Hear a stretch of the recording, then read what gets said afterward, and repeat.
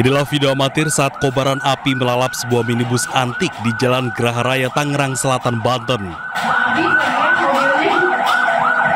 Ih bang, udah bang, jangan bang, makin gede. Minibus yang mengangkut mempelai pengantin dari arah Serpong Utara menuju gereja di kawasan Geraha Raya ini tiba-tiba mengeluarkan asap pada bagian mesin hingga akhirnya ludes terbakar. Ih bang, udah bang, jangan bang, makin gede, makin gede. Meski tidak menimbulkan korban jiwa, namun kepanikan kedua mempelai sempat terjadi guna menghindari kobaran api. Wah, pakai senapan Thailand. Mesinnya masih kena. Ada berempat. 4 orang. Mau prewedding kemana tuh, Bang? Mau ke gereja. Mau ke gereja. Iya. Arus lalu lintas dari arah Serpong Utara menuju Geraha Raya sempat tersendat karena banyaknya pengendara yang melihat kejadian tersebut. Dari Tangerang Selatan, Banten, Nunung Purnomo, iNews melaporkan.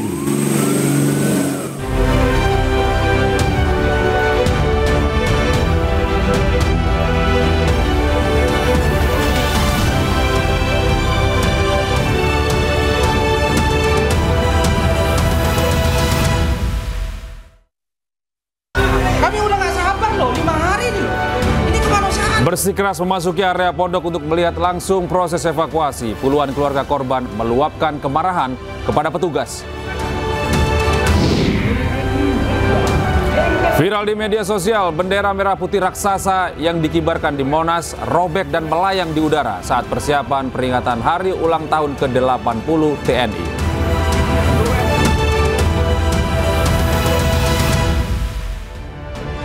Halo, selamat malam pemirsa, apa kabar Anda hari ini? Berbagai kesulitan dihadapi oleh tim Disaster Victim Identification Polda Jatim dalam mengenali identitas jenazah santri Pondok Pesantren Al-Hosini yang tiba di posko postmortem Rumah Sakit Bayangkara Polda Jawa Timur. Hal ini dikarenakan kondisi jenazah yang mudah rusak sehingga sulit untuk mengambil sidik jari korban. Bersama saya Gede Satria, inilah iNews Malam selengkapnya untuk Anda.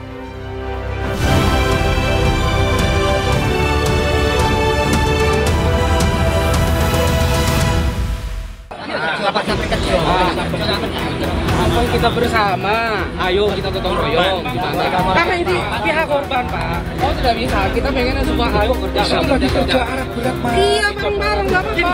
Alat berat khawatirnya nanti kalau keselamatan sampai kami sudah tanggung kita ganti semuanya. Kami begitu. Tahu Pak, dari berapa hari Pak? Dari anak-anak. Coba ayo kenakan kami Pak. Ya, coba deh Pak. Coba deh kaki menurut kaki. Ayo udah ayo Pak. Gimana Pak? Menurut saya jangan dikoplak kaki.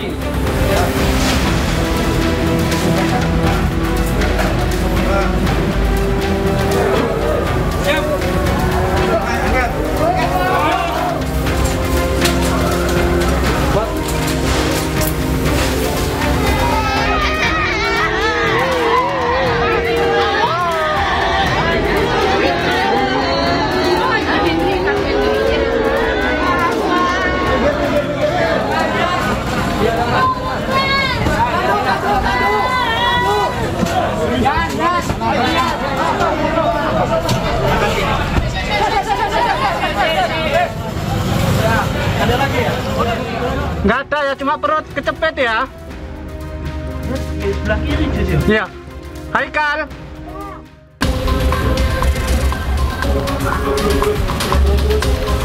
Kesulitan utama yang dihadapi tim Disaster Victim Identification Polda disebabkan oleh kondisi jenazah yang rata-rata berusia 12 sampai 15 tahun. Alat identifikasi sidik jari portable milik DVI Polda Jatim tidak bisa melakukan karena kondisi sidik jari korban sudah mulai rusak akibat pembusukan. Selain itu, sebagian besar korban belum memiliki KTP sehingga tidak dapat terintegrasi dengan sistem kependudukan. Sementara itu, untuk identifikasi dental atau gigi juga sulit dilakukan karena pertumbuhan gigi anak-anak usia 12 sampai 15 tahun cenderung seragam sehingga sulit menemukan ciri-ciri khusus yang dapat membedakan satu jenazah dengan lainnya. Terus dari segi ciri khusus, misalnya tai lalat lah, atau ada tato, atau tanda lahir gitu atau ada cacat itu juga tidak dapat info dari keluarga. Oh, tai lalat anakku di mana gitu. Banyak keluarga yang tidak hafal gitu. Meskipun ada yang hafal, tapi sampai sekarang pembandingannya itu belum ketemu gitu. Hingga kini petugas masih terus berupaya maksimal untuk melakukan proses identifikasi secara profesional agar seluruh jenazah bisa dimakamkan dengan layak oleh pihak keluarga. Dari Surabaya, Jawa Timur, Rahmat Ilyasan, iNews melaporkan.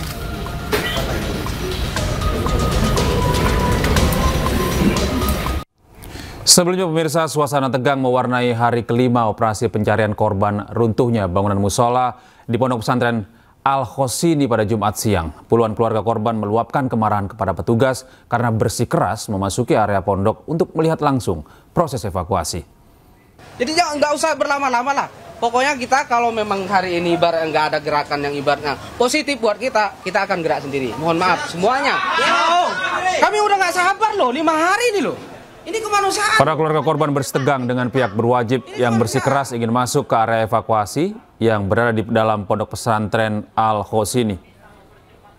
Pusat tertimpa runtuh, taruh aja di sini jasad pasti udah rusak Pak 5 hari. Namun keinginan mereka tidak disetujui oleh aparat polisi dan pihak Basarnas. Jangan dibilang kami provokasi loh, itu keluarga kami yang jadi sana. Ini bukan masalah seperti. Suasana semakin tegang saat keluarga korban semakin panas hingga berujung saling adu mulut dan memaksa masuk untuk segera menemukan santri yang menjadi korban runtuhnya bangunan musola Pondok Pesantren Al-Khosini, Sidoarjo, Jawa Timur. Kita akan gerak sendiri. Mohon maaf semuanya. Kami udah nggak sabar loh, 5 hari ini loh. Pemirsa, upaya evakuasi korban ambruknya Pondok Pesantren Al-Khosini di Sidoarjo, Jawa Timur terus berlangsung. Sejumlah mobil ambulans keluar masuk ke area pondok pesantren untuk membawa jenazah ke Rumah Sakit Bayangkara, Polda Jawa Timur. Sejumlah mobil ambulans keluar masuk area Pondok Pesantren Al-Khosini di Buduran, Sidoarjo, Jawa Timur untuk mengangkut jenazah korban ambruknya bangunan Pondok Pesantren Al-Khosini. Tercatat 7 mobil ambulans keluar pondok menuju Rumah Sakit Bayangkara, Polda Jawa Timur di Surabaya, Jawa Timur.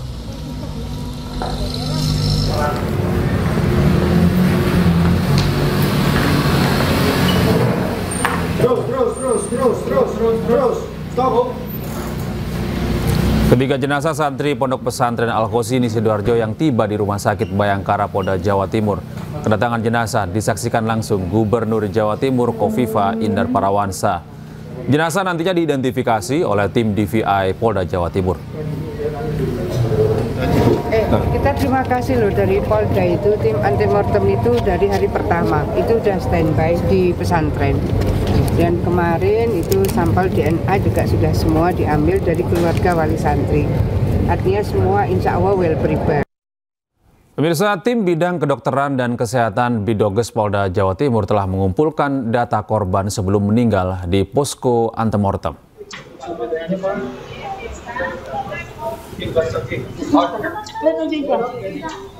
Data tersebut diambil melalui keluarga korban dengan sampel DNA keluarga, ciri fisik korban hingga barang milik korban. Hal ini guna mencocokkan data korban jika nantinya ditemukan dalam evakuasi dari tim Basarnas. Posko antemortem ini berfungsi untuk mengumpulkan data dari keluarga yang merasa kehilangan anggota keluarganya. Data yang dikumpulkan meliputi identitas pribadi, ciri-ciri fisik, gigi, hingga foto terbaru korban. Data antemortem yang dikumpulkan dari keluarga korban tersebut nantinya akan dicocokkan dengan hasil pemeriksaan medis korban yang ditemukan. Data pribadi difokuskan untuk memastikan seluruh korban dapat terdata dan teridentifikasi secara akurat. Himbauan saya pada keluarga yang merasa kehilangan anaknya mondok di sini, yang pertama segera lapor. Ya, yang kedua mengumpulkan barang-barang data yang diketahui sebelum meninggal, atau entah itu foto, dia kan kadang-kadang sekarang entah itu ngirim foto terakhir, kemudian data baju yang dipakai, atau itu tadi yang saya sampaikan, siapa tahu dia pernah cabut gigi atau pasang gigi, atau terus ngirim ijazah terakhir barangkali pakai sidik jari, yang ada sidik jarinya bisa KTP atau macam-macam.